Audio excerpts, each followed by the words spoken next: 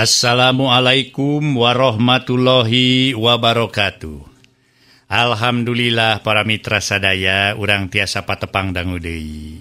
Kumaha sadayana daramang, alhamdulillah mang jaya hibar pangduati para wargi, tiasa neraskeun hanca nyaeta hanca ayeuna teh riwayat Nabi. Riwayat Kangjeng Nabi Muhammad nuju di hanca perang Uhud. Para mitra sadaya perang Uhud atuh urang paturai kamari para mitra sadaya. Atuh harita teh parantos campuh perang Uhud para wargi. Tentara ti kafir Quraisy jumlahnya 3.000 tentara bade dilawan para wargi sadaya ku 700 tentara Nabi. Tentara Islam kawit nama 1.000 teh tentara teh.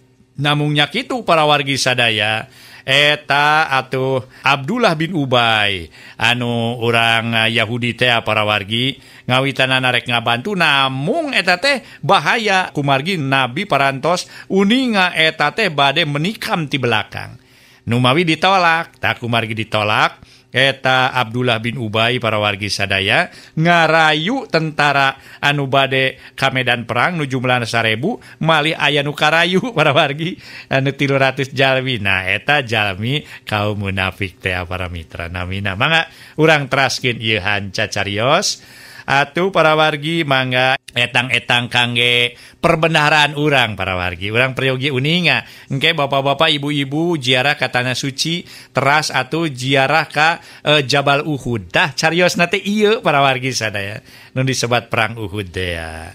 Ai ka Badar mah henteu da tebih eta brother mah. Mung Jabal Uhud ayana di daerah Madinah, caket di daerah Madinah.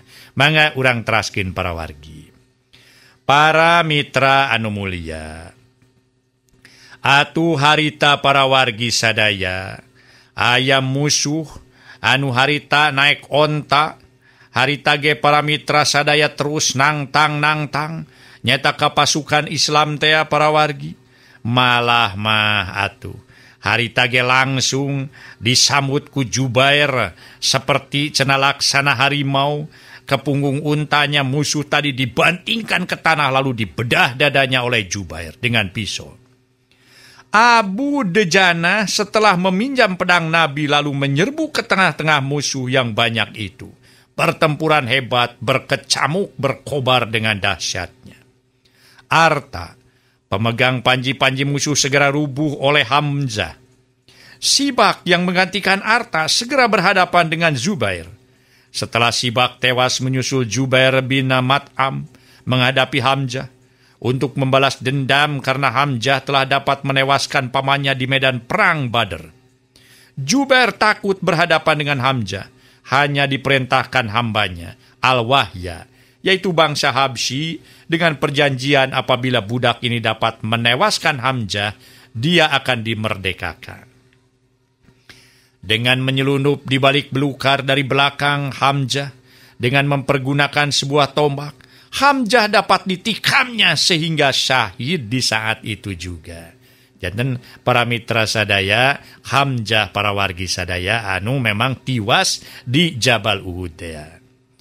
Hamzah adalah pemegang panji Islam di kala syahidnya itu. Panji segera diambil oleh Mus'ab bin Umar.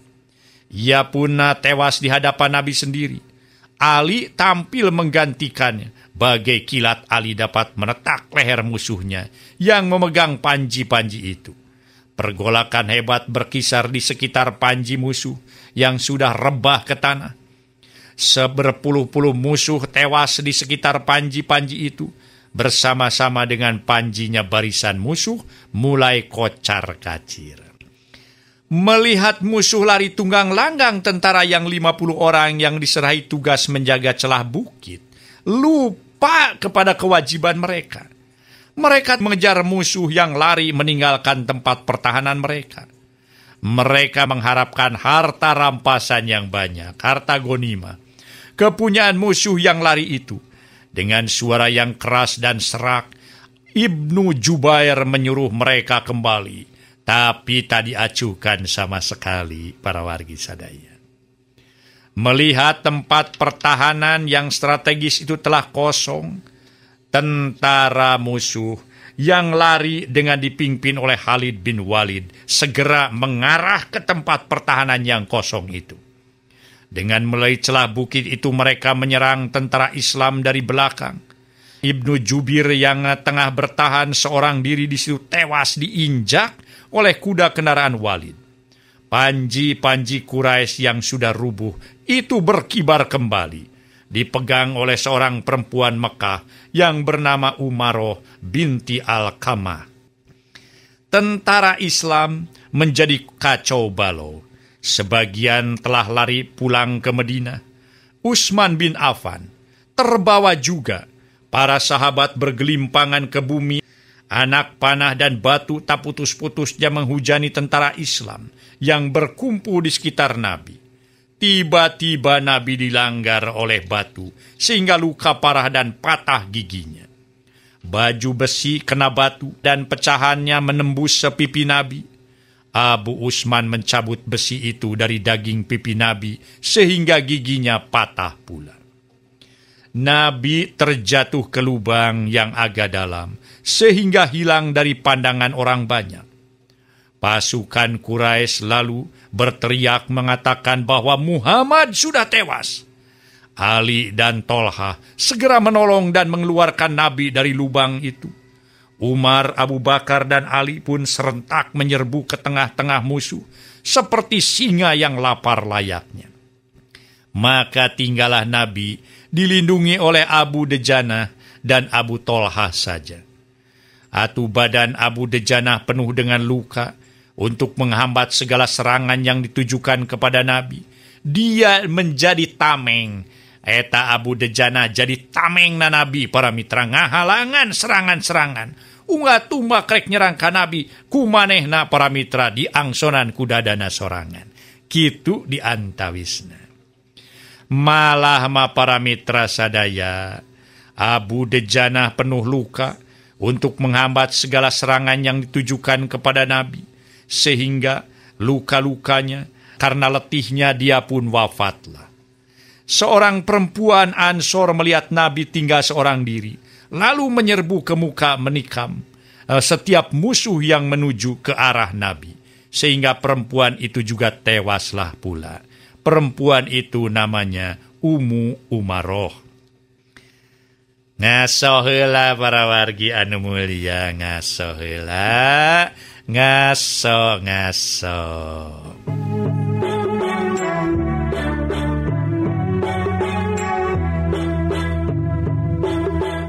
Sementara itu suara musuh yang mengatakan Nabi sudah tewas segera menjalar kemana-mana.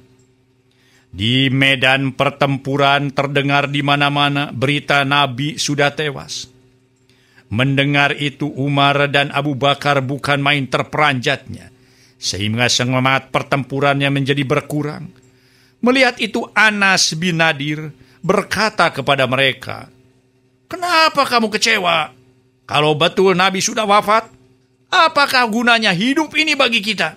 Ayo, mari kita bunuh musuh sebanyak-banyaknya, sampai kita syahid pula sebagaimana Nabi sendiri." Itulah atuh para mitra sadaya. Atuh harita teh memang harita Anas bin Nadir. Tiasa oge ngangkat sumangeta para pahlawan Islam. Sebagai teladan dia segera melompat menerkam musuh. Dia rubuh penuh dengan luka sehingga tidak dapat dikenal lagi badannya. Badan, muka, dan jari-jarinya putus kena pedang-pedang musuh. Hanya saudara perempuannya saja yang dapat mengenali dia dalam keadaan itu. Ali, Umar, dan Abu Bakar menyusul berjuang mati-matian, menetak musuh dengan pedangnya. Semangat tentara Islam hidup kembali. Tiba-tiba terdengar Ka'ab bin Malik berteriak, mengatakan bahwa Nabi masih hidup. Nabi masih hidup. Nabi masih segar bugar, malah sedang berjuang mati-matian. Ada berita demikian dari segala penjuru tentara Islam, menyerbu menyusul ke tempat Nabi berada. Nabi yang sudah terkepung dari segala penjuru dapat mereka bela, sehingga terlepas dari bahaya besar. Mereka lalu merebut kembali celah bukit yang strategis yang dikuasai musuh itu. Dengan direbutnya tempat itu, musuh terkepung di tengah-tengah. Perlawanan musuh dapat dipatahkan dan akhirnya lari menyusup di lereng Bukit Uhud, di mana terjadi pertempuran maju mundur beberapa hari lamanya. Karena sudah capek dan banyak korban, mereka lalu kembali ke Mekah. Itulah ceritanya perang Uhud, para wargi sadaya. Janten nyaeta perang Uhud atau umat Islam anu nanggung karugianana teh kirang langkung seueur pisan. 70 para mitra, 70 nyaeta pahlawan Islam. Atanapi para tentara Islam harita teh mati syahid.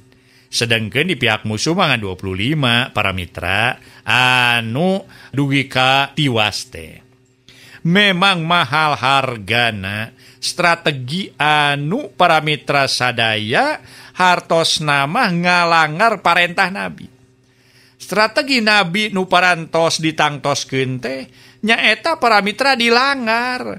Pang namaku 50 tentara anu aya di hiji celah teh para wargi sadaya. Kitu diantawisna.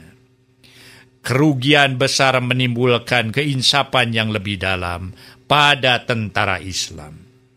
Keinsapan bahwa perintah Nabi jangan sampai dilanggar dan diabaikan. Dengan keinsapan inilah mereka meneruskan perang mereka di hari-hari berikutnya, sehingga mendapat kemenangan yang gilang gemilang. Sehabis perang Uhud, kekejaman musuh semakin bertambah juga. Jenazah-jenazah tentara Islam yang bergelimpangan di medan perang, mereka koyak-koyak dan dihina-hinakan. Dengan banyak korban orang Islam dan sedikit korban di pihak mereka, mereka menyombongkan diri karena mengira bahwa tentara Islam akan dapat dibinasakan semuanya. Yahudi Madinah mulai ingin bersahabat dengan bangsa Quraisy untuk menyerang orang Islam, melanggar janji yang sudah mereka tanda tangani di hadapan Nabi. Kaum munafik yang bergabung dengan orang Islam karena takut dan lain-lain alasan, bukan karena keinsapan, makin terang-terangan mengkhianati orang-orang Islam. Guru-guru Islam yang dikirimkan Nabi ke desa-desa di pedalaman Arab atau cenah para mitra anu jumlahna 70 orang teh 70 jalmi sadayana para mitra sadaya atuh tiwas akibat kakejeman golongan orang Yahudi sareng kaum munafik teh. Hal ini sangat menyedihkan bagi Nabi. Para mitra anu mulia, kitu diantawisna perang Uhud. Aya kene hiji perang nu namina perang Honda. Para mitra sadaya, di Madinah aya komplotan anu hoyong nelasa Nabi. Anu digerakkeunana teh para mitra sadaya ku urang Yahudi, nyaeta Bani Nadir. Dikala Nabi berjalan-jalan di lorong mereka, nyari saja Nabi dapat mereka bunuh. Untung Nabi dapat mengetahui lebih dulu sehingga terhindar dari bahaya. Hal ini nyata-nyata melanggar perjanjian mereka dengan Nabi. Karena pelanggaran ini, sesuai dengan perjanjian, Nabi mengeluarkan perintah agar semua bangsa Yahudi keluar dari kota Madinah. Dan kepada mereka diizinkan membawa semua harta benda mereka. Tetapi mereka menentang perintah itu karena merasa kuat dan mengharapkan bantuan Abdullah bin Ubay. Sesudah dikepung oleh tentara Islam, mereka menyerah kalah. Dilucuti dan diusir keluar Madinah. Pengusiran ini terjadi pada bulan Rabiul Awal, tahun 4 Hijriah. Dengan pengusiran ini bergabunglah kekuatan Yahudi dengan kekuatan kafir Quraisy yang ada di kota Mekah untuk menyerang Nabi dan umat Islam. Kekuatan mereka ditambah lagi dengan bergabungnya orang-orang Qatfan dan Habsyi. Kota Madinah terkepung dari segala pihak oleh tentara gabungan musuh ini. Menurut nasihat Salman Al-Farisi, sahabat Nabi bangsa Persia, Nabi memerintahkan untuk menggali parit di sekeliling kota Madinah. Lebih-lebih daerah yang kurang kuat pertahanannya. Satu sektor dari parit ini diserahkan kepada Bani Huraizah mempertahankannya. Ngaso heula para mitra anu mulia, ngaso heula ngaso.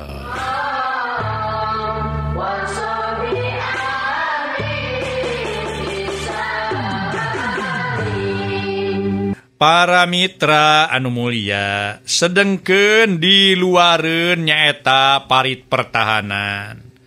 Atuh harita para wargi sadaya tosa katingali, tentara musuh kumpul di kemah-kemahna. Jumlah nage moal kurang 30.000 tentara para wargi sadaya. Anu mana gabungan ti kaum Quraisy, Banu Kinanah, Kahfan, Tihamah sareng Nedz. Nabi hanya dapat mengumpulkan 2.000 orang saja. Tiap-tiap tentara Islam sudah siap di pinggir parit pertahanan. Mereka menanti musuh yang datang menyerang. Setiap musuh yang datang menyerang dapat dipukul mundur. Akhirnya musuh kewalahan dan mengubah siasatnya dengan cara blokade agar penduduk kota Madinah mati kelaparan. 20 hari 20 malam lamanya blokade itu dijalankan. Kaum muslimin mulai diserang kelaparan. Keadaan bertambah sulit bagi umat Islam. Setelah pemimpin Banu Huraizah yang bernama Ka'ab bin Asad menyeleweng, lari ke pihak musuh, sedang dia adalah seorang yang tahu benar strategi pertahanan Nabi. Banyak tentara Islam yang takut dan khawatir, apalagi karena pengaruh beberapa orang munafik dalam golongan mereka. Setelah 20 hari tentara musuh tak tahan diri, lalu mereka menyerbu dengan melompati parit yang agak sempit dengan kuda-kuda mereka. Ali yang berbadan kecil itu telah dapat membunuh komandan musuh Amr bin Abdul Wad yang berbadan besar dan gemuk. Sedangkan Safi'ah, anak perempuan nenek Nabi Ti Abdul Muthalib, dapat menewaskan pemuka Yahudi. Karena keadaan Nabi mengadakan tipu muslihat. Nur Aim adalah pemuka bangsa Katfan yang telah masuk Islam serta tak diketahui oleh kaumnya, diutus oleh Nabi untuk menepui musuh dengan tipu muslihat atau provokasi. Provokator. Bangsa Katfam yaitu Yahudi dihasut untuk tidak percaya kepada bangsa Quraisy. Dan sebaliknya bangsa Quraisy pun dihasut supaya tidak percaya kepada bangsa Katfan. Barisan musuh mulai tidak percaya mempercayai. Diadu domba satu sama lain.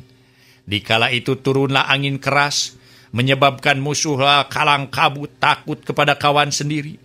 Akhirnya mereka mengundurkan diri ke kampungnya masing-masing. Setelah tempat itu bersih dari semua tentara musuh, Nabi lalu berkata kepada kaum muslimin, "Ini adalah kali penghabisan buat bangsa Quraisy menyerang kita kemari. Mulai sekarang kita diwajibkan menyerang mereka ke sana." Waktos nase para mitra. Dugi kadieu bae heula para wargi sadaya, tu carios riwayat Nabi insyaallah enjing urang teraskeun deui. Ulah kirang-kirangnya ngahapunten dina kakirangan sareng kalepatanana. Billahi taufik wal hidayah. Wassalamualaikum warahmatullahi wabarakatuh.